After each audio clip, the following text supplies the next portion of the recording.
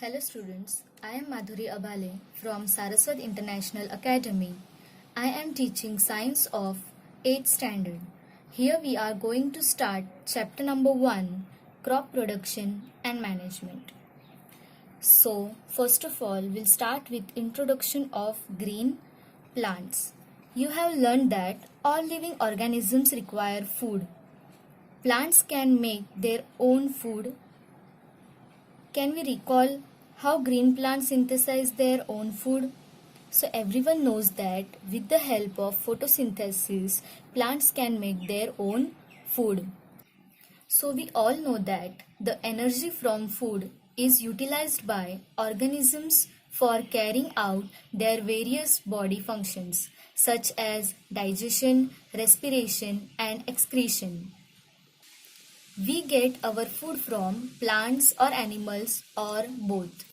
So here our first question is, how can we provide food to a large number of people in our country? So food has to be produced on a large scale. In order to provide food for a large production, regular production, proper management and distribution is necessary. So what is crop? When plants of the same kind are grown and cultivated at one place on a large scale, it is called a crop.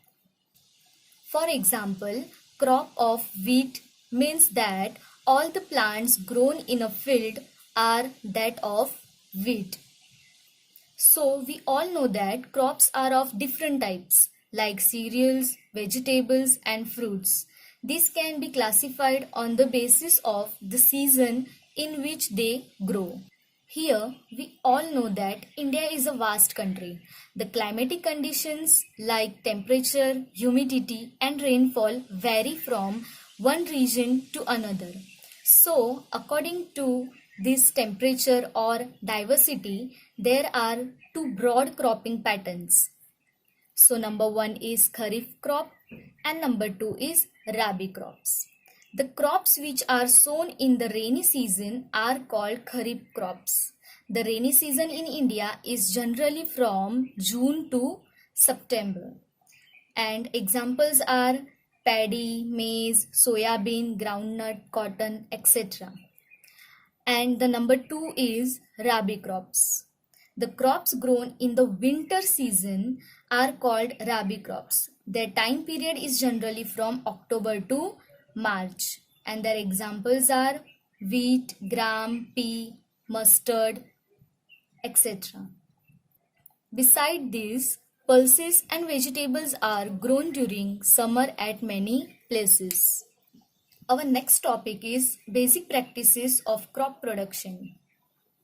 Before starting this topic, I would like to suggest one question, that is, why can paddy not be grown in the winter season?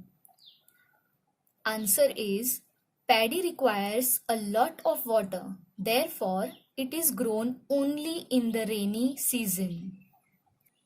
Here, in basic practices of crop production, there are many activities undertaken by farmers over a period of time. These activities are number 1, preparation of soil, number 2, sowing, number 3, adding manure and fertilizers, number 4, irrigation, number 5, protecting from weeds, number 6, harvesting, and number 7, storage. All these activities are carried by a farmer for production of their crops. So our first topic is preparation of soil. The preparation of soil is the first step before growing a crop. One of the most important tasks in agriculture is to turn the soil and loosen it. This allows the roots to penetrate deep into the soil. The loose soil allows the roots to breathe easily even when they go deep into the soil. The reason behind loosening of soil allows the roots to breathe easily. So here, the loosened soil helps in the growth of earthworms and microbes present in the soil. These organisms are friends of the farmers, since they further turn and loosen the soil and add humus to it. Humus means moisture. But why does the soil need to be done this? Because soil contains minerals, water, air, and some living organisms. In addition, dead plants and animals get decomposed by soil organisms. In this way, various nutrients held in the dead organisms are released back into the soil. These nutrients are again absorbed by plants. The process of loosening and turning of the soil is called tilling or plugging. This is done by using a plug. Plugs are made of wood or iron. If the soil is very dry, it may need watering before plugging. The plugged field may have big pieces of soil called crumbs. It is necessary to break these crumbs with pank. This field is leveled for sowing as well as for irrigation purposes. The leveling of soil is done with the help of a leveler. So as you can see in the diagram, this diagram is of plug. This plug is used in farming while plugging the soil. Sometimes manure is added to the soil before tilling. This helps in proper mixing of manure with soil. The soil is watered before sowing. Now we are going to learn about the implements that are used in plugging at the time of preparation of soil. So the number one implement used by farmers is plug. This is being used since ancient times for tilling the soil, adding fertilizers to the crop, removing the weeds, scraping of soil, etc.